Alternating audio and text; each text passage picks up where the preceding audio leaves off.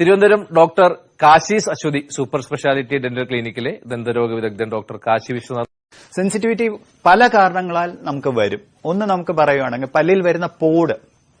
അപ്പൊ നമുക്ക് ആ പല്ലിലെ പോട് തുടക്കത്തിൽ ഇനാമലിലാണ് വരുന്നത്. രണ്ടാമത്തെ ലെയർ ഡെന്റീനിൽ വരുമ്പോഴാണ് നമുക്ക് പല്ല് പുളിപ്പ് പോലെ വരുന്നത്.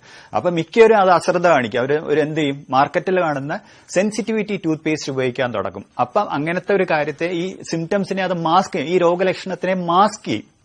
അതാണ് കൂടുതലും സംഭവിച്ചത്. ഈ സെൻസിറ്റിവിറ്റിയുടെ മെയിൻ ഇഷ്യൂ എന്ന് പറഞ്ഞാൽ ആൾക്കാർ സ്വയം ചികിത്സിക്കാൻ തുടങ്ങും. സ്വയം ചികിത്സിക്കുക എന്ന് ഉദ്ദേശിക്കുന്നത് സെൻസിറ്റിവിറ്റി ടൂത്ത് പേസ്റ്റ് സ്വയം ഉപയോഗിക്കാൻ പറഞ്ഞു. ഏറ്റവും കൂടുതൽ ഇത്തരത്തിലുള്ള ടൂത്ത് പേസ്റ്റുകൾ ഗുണം ചെയ്യില്ലെന്ന് തന്നെയാണോ? അങ്ങനെയല്ല.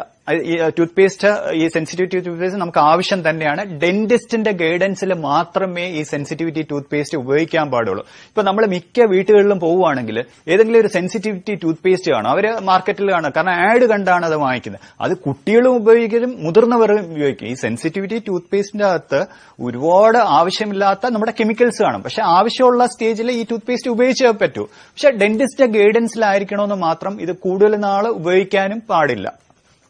ഇതിലെ കാര്യം ഞാൻ നേരത്തെ പറഞ്ഞ പോട്.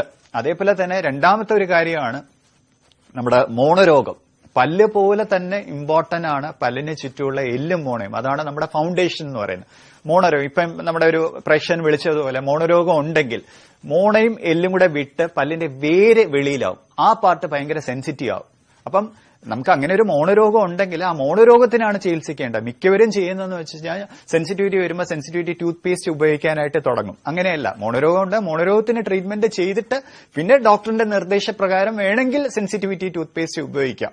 ഇല്ലെങ്കിൽ നമ്മളിപ്പം ഈവൻ നമ്മൾ ഈ മോണരോഗം വരുമ്പോൾ ലേസർ, ലെനാപ്പ് എന്ന് പറയും, ലേറ്റസ്റ്റ് ടെക്നോളജിയാണ്. നമ്മൾ ലേസർ ഉപയോഗിച്ചാണ് മോണരോഗത്തിന് ട്രീറ്റ്മെന്റ് ചെയ്യുന്നത്. ആ സമയത്ത് ലേസർ ഉപയോഗിക്കുമ്പോൾ തന്നെ ആ ഡെന്റൽ ട്യൂബിൾസിനെ ബ്ലോക്ക് ചെയ്യും. അതുവഴി നമുക്ക് സെൻസിറ്റിവിറ്റി പോവുകയും ചെയ്യും. അല്ലാതെ ഒരു സെൻസിറ്റിവിറ്റി ടൂത്ത് പേസ്റ്റ് അല്ല ഉപയോഗിക്കേണ്ടത്. ഡോക്ടറുടെ നിർദ്ദേശപ്രകാരം മാത്രമേ ചെയ്യാമുള്ളൂ. ഇതൊരു കാരണം. ഇനി ഉള്ള കാരണം എന്ന് വെച്ചാൽ പലതരത്തിലുള്ള പല്ലിൽ വരുന്ന തേയ്മാനം എന്ന് വെച്ചാൽ നമ്മൾ ഉദാഹരണം തുടങ്ങുവാണെങ്കിൽ നമുക്ക് അബ്രേഷൻ എന്ന് പറയാം. അബ്രേഷൻ എന്ന് പറഞ്ഞാൽ ഫോൾട്ടി ബ്രഷിംഗ് ടെക്നിക്ക്. നമ്മൾ എല്ലാവരും ചിലവരെല്ലാം നോക്കി കഴിഞ്ഞാൽ ഇങ്ങനെ ഹൊറിസോണ്ടലായിട്ട് ബ്രഷ് ചെയ്യും. അത് ഒരിക്കലും പാടില്ല. മുകളിൽ നിന്ന് താഴോട്ട് വേണം നമ്മൾ ബ്രഷ് ചെയ്യാൻ ശ്രമിക്കേണ്ടത്. കാരണം ഇനാമൽ റോഡ്സിനെ എഗൻസ്റ്റ് ആയിട്ട് ചെയ്ത് കഴിഞ്ഞാൽ തേയ്മാനം കൂടും. അത് മോണയും പല്ലിന്റെയും ഭാഗത്താണ് കൂടുതൽ തേയ്മാനം വരുന്നത് ഈ ഫോൾട്ടി ബ്രഷിംഗ് ടെക്നിക്ക് വഴി. ഇത് മാത്രമല്ല, നമ്മൾ ഏറ്റവും ശ്രദ്ധിക്കേണ്ടതെന്ന് വെച്ചാൽ ചിലവര് എന്റെ പല്ല് ക്ലീൻ കറക്റ്റ് ആവുന്നില്ല എന്ന് പറഞ്ഞ് ഭയങ്കര ഫോഴ്സ്ഫുള്ളി ബ്രഷ് ചെയ്യും, ഭയങ്കര പ്രഷർ കൊടുത്ത് ബ്രഷ് ചെയ്യും. ആ പ്രഷർ കൊടുത്ത് ബ്രഷ് ചെയ്യണ രീതിയിലും ഇനാമലിന് ഒരുപാട് തേയ്മാനം വരാറുണ്ട്. അപ്പം ഇങ്ങനത്തെ അതിനെയാണ് നമ്മൾ അബ്രേഷൻ എന്ന് പറഞ്ഞാൽ ഫോൾട്ടി ബ്രഷിംഗ് ടെക്നിക്കും ഒരുപാട് പ്രഷറും കൊടുക്കുന്നവരും ഇനാമൽ തേയ്മാനം വന്ന് അകത്തുള്ള ഡെന്റീൻ എക്സ്പോസ്ഡ് ആയി അതുവഴി വരുന്ന സെൻസിറ്റിവിറ്റി. ഇനി വേറൊരു കാര്യം എന്ന് പറയുന്നത് ഇറോഷൻ എന്ന് പറയും. ഇറോഷൻ എന്ന് പറയുന്നത് അതിന്റെ ടേം തന്നെ നമ്മൾ ഉദ്ദേശിക്കുന്നത് അത് ഒരു തരം തേയ്മാനം. അതിന്റെ ടേം തന്നെ ഉദ്ദേശിക്കുന്ന വെച്ചാൽ ഒലിച്ചു പോവുക എന്ന് വെച്ചാൽ ഇനാമൽ ഒലിച്ചു പോവുക. അതിൽ രണ്ട് കാരണത്താൽ ആണ് ഈ ഇറോഷൻ വരുന്നത് തന്നെ. ഇറോഷൻ എന്ന് വെച്ച് കഴിഞ്ഞാൽ നമ്മുടെ അസിഡിറ്റി കാരണം. ഇപ്പൊ നമ്മുടെ ലൈഫ് സ്റ്റൈൽ അസുഖമാണ്, ഫുഡ് കറക്റ്റായിട്ട് കഴിക്കാതിരിക്കുന്ന കാരണം വരുന്ന അസിഡിറ്റി. അത് രണ്ട് കാര്യങ്ങളിൽ വരുന്നു. ഒന്ന് ആമാശയത്തിൽ നിന്ന് വരുന്ന അസിഡിറ്റി, ഹൈഡ്രോക്ലോറിക് ആസിഡ് അത് തികട്ടി വായിലോട്ട് വരികയും അത് ഇനാമലുമായിട്ട് റിയാക്ട് ചെയ്ത് ഇനാമലിനെ ഒലിപ്പിച്ച് കളയും. അത് ഒരു അപ്പം എന്താണ് ചെയ്യേണ്ടത്? നമ്മൾ അപ്പോഴും സെൻസിറ്റിവിറ്റി ടൂത്ത് പേസ്റ്റ് ഒരുപാട് പേര് ഉപയോഗിക്കുന്നുണ്ട് ട്രീറ്റ്മെന്റ് ചെയ്യാതെ. ഒരു ഗാസ്ട്രോഎൻട്രോളജിസ്റ്റിനെ കാണിച്ചതിന് ശേഷം ആ അസിഡിറ്റിക്ക് വേണ്ടിയുള്ള ട്രീറ്റ്മെന്റ് വേണം ചെയ്യാനായിട്ട്.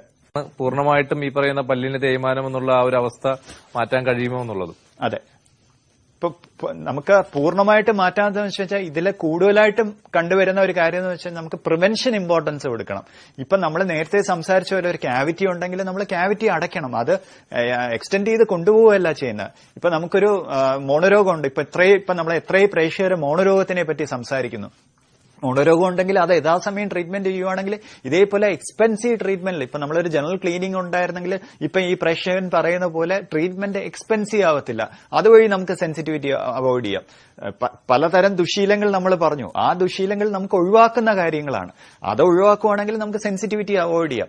പിന്നെ ഈ ബ്രക്സിസം നമ്മൾ നേരത്തെ പറഞ്ഞ പോലെ ദുശീലം, ഈ ദുശീലം നമുക്ക് ഒഴിവാക്കാൻ പറ്റുമെന്നുണ്ടെങ്കിൽ സെൻസിറ്റിവിറ്റി അവോയ്ഡ് ചെയ്യാം. അപ്പൊ ഇത് prevention is better than cure. ഇതൊരു സിമ്പിൾ നമ്മുടെ ഈ പല്ല് പുളിപ്പെന്ന് പറയുന്നത് ഒരു വലിയ കാര്യമല്ല, ഇത് കൊച്ചു കാര്യമാണ്. പക്ഷെ അത് യഥാസമയം അത് കറക്റ്റ് ചെയ്യണം. ഒരു കൗൺസിലിംഗ് ഉണ്ടെങ്കിൽ ഈ കറക്റ്റ് അത് ചികിത്സയുടെ ചെലവും കുറയും, കറക്റ്റായിട്ട് നമുക്ക് തീർക്കാനും പറ്റും.